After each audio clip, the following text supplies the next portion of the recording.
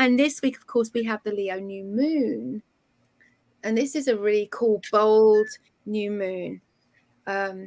It's a great time for intentions around anything that you want, a bit of confidence, creativity, anything around fun and leisure as well. And it's Leo is so optimistic. So like, be optimistic about your intention. That you make this lunar cycle, but there is a but here. You are going to really need to like hold on to that feeling of optimism and guard it because Jupiter is going retrograde this week as well. And of course, Jupiter is that planet of optimism and that planet of abundance and expansion. And we always say like it's kind of abundance through being able to see opportunities. So you can start feeling a bit frustrated when Jupiter is in retrograde, because you can just feel like you're missing opportunities. We know that you were born magical. We know that you are intuitive, and we know that you are brimming with everyday enchantment. Here at the Sisters Enchanted, we believe in intention, we believe in intuition, and we believe in everyday magic. Welcome in to the Expedition to Soul podcast. Think about what life would look like if you had the foundation to do the shadow work, understand where you're holding yourself back, and the confidence to bring some everyday magic elements into your life, follow your intuition, and know exactly the steps forward for you. Well, that's what we teach you and more in our Holistic Witchery program. Be sure to get on the wait list for Holistic Witchery. It's the one class we think everybody should take here at the Sisters Enchanted. It has changed so many lives and is at the core of all of our fundamental beliefs about who we are and how we propel ourselves forward in a way that makes great change for ourselves and those around us. Check out holisticwitchery.com, get on the wait list, and we can't wait to welcome you into class just as soon as enrollment opens. Hey there, everybody. Welcome to the Expedition to Soul podcast. This is your astro forecast of the week. This one is coming at you on the 22nd, but it's for the week of the 25th. Which starts on Monday. And as always, hello, I'm Anna, co-founder here at the Sisters Enchanted, and I'm here with Sarah Milne. Hi, Hello. Sarah. Hello. Sarah I'm good. How are you? I'm good. I'm hot. This has been our massive heat wave week. So we have endured this week temperatures of up to 105, and I'm still very hot. And much as I love the sun, and they were talking about Leo again, like we did last week, and I love the sun, but it's like, you could just like calm down a little bit. Still be there, but calm down a little bit. Yeah. Because you're on a shore, like a seashore, Mm-hmm. Does it get more mild in the evening? Yes, it does. Absolutely that. Yeah. Whereas when I was living in the city, you'd get that hot mugginess all night long. Here. Yeah, but when the sun goes down, it's actually really refreshingly cool. And if you can take a nice walk along the beach during that time, good. It's really, really nice. And it's a shame because I'm trying to marathon train and it's really dented my training. But I'm not someone who can run in the evenings, though. I don't have the energy. When I've done my day, I don't have the ability to do it, because I see these people out running and thinking, I can't do that. I can only run in the morning. Like, that's my body only has that energy in the morning. So yeah, because even first thing in the morning it's hot, like you get up and get out and it's like it's already you think, oh, I get up early and go, but it's like it's already too hot. So, I don't run, and I see people who run like midday in the summertime, and I'm like, how do you do that? I have tried it this week, and literally I looked like I had been in the sea, like I was just sopping wet. But like last week, you talked about trying to be creative about different ways of achieving your goal. So I am like walking everywhere and trying to walk fast and just hoping that like just general like being up and about and keeping moving will help the fitness.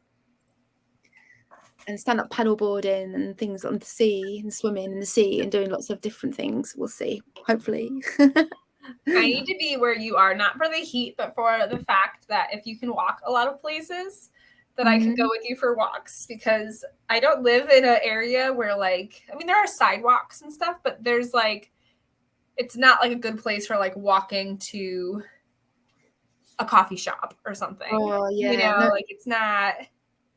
we're so lucky because everywhere I walk, like to a coffee shop or anything like that, involves walking on the beach. So I do have the beach like 5 minutes down the road, so I could go for a walk on the beach. Yeah. Yeah, it's nice, but it's a state park, so a lot of people come during the summertime, especially during the weekends, and so it's like really busy from like noon to like 5. Oh, it's busy here. Yeah. Definitely, it's busy on the beaches. Yeah, so either I go early in the morning and take the kids like really early before anybody gets there, or we wait till after dinner to try to like walk on the beach when it's not as many people. Yeah. So, yes, summertime and living by the beach, it's no longer your beach. It's very true. And it's little things like you want to go for a, like, say, let's meet and have a glass of wine or a beer. It's like there's just no pubs where we can sit in. Everywhere is jammed. But I love the atmosphere. I am enjoying this atmosphere. It's going to be strange. I was saying to my friend the other day, at the end of the summer, I'm going to see who actually lives in Hastings, because when everyone's gone, it's like, oh, it's going to be really strange. We'll just be in the pub and it'll just be like a handful of us just going, well, so we're here still, kind of thing. But here are the locals. Yeah, it seems we're talking a little off topic, but we're not really, because we're talking about Leo still. We talked about Leo, the Mercury and the Sun in Leo last week. And this week, of course, we have the Leo new moon. And this is a really cool, bold new moon. It's a great time for intentions around anything that you want, a bit of confidence, creativity, anything around fun and leisure as well. And it's Leo is optimistic, so like be optimistic about your intention that you make this lunar cycle. But there is a but here. You are going to really need to like hold on to that feeling of optimism and guard it because Jupiter is going retrograde this week as well. And of course, Jupiter is that planet of optimism and that planet of abundance and expansion. And we always say like it's kind of abundance through being able to see opportunities. So you can start feeling a bit frustrated when Jupiter is in retrograde, because you can just feel like you're missing opportunities or like you're just not sort of expanding the way things aren't expanding in the way you want them to. And this is going to be especially intense right now because this backspin is happening in fiery Aries. So when we then feel like, oh, I'm not seeing opportunities, I've missed opportunities, I'm not having opportunities given to me, we're going to start getting frustrated, and we might start venting that frustration with people that we feel are in the way of our opportunities for sure. So my hot tips for the week are: one, to use this retrograde to reassess what abundance and opportunity looks like to you. Like maybe you are not, it's a good time, like as we know, retrogrades present themselves to us to give us an opportunity to look at things from a different perspective, because we know that Jupiter isn't actually going backwards. It's just that we are seeing it backwards from the Earth. So we're seeing a different perspective. So look at that perspective. Maybe you're missing opportunities because they're not the opportunities that you thought they were. And that relates when we said last week about being creative about how you realize your intentions and how you're able to integrate the intentions into your life, because we're still in that Leo Sun, Leo Mercury energy, of course. So maybe part of, if you've been thinking about that 5A spiral that we said about making that intention and then having to integrate it is the next step. Maybe you're not seeing these opportunities because you need to rethink what those opportunities to integrate those intentions actually looks like. It might be that they're there, you're just missing them because you haven't noticed them, but it's not that they're not presenting themselves to you. So it's a really good time to just think about those opportunities and what abundance and opportunity looks like to you. Number two, make a new moon intention around making the most of the opportunities that you have for something fun and creative this week. And finally, turn your frustrations inside out. When you get frustrations, turn them inside out. Have a good look at what's causing those frustrations and then do some shadow work. So in our 5I spiral, after intention and integration comes insight. So if you've kind of like had a little think and like, okay, so I am realizing that I am missing opportunities because I need to like, be creative about how I'm integrating this intention into my life. then do some shadow work, have a look at some insights, like why am I feeling frustrated? What is it that makes me frustrated here? And what actions do I take when I'm frustrated? Because being frustrated and just like, oh, I'm not progressing so well with this, and just being frustrated doesn't help you to progress. So when you feel frustration, perhaps you can think of your frustration as an opportunity. Like, I'm frustrated, and that frustration is showing me that I need to do something different. I need to change, have a little bit of a change around here, and changing how I'm going about realizing this goal. They are my 3 hot tips for this week. I like it. Mm-hmm. I picked today from the Small Spells Tarot.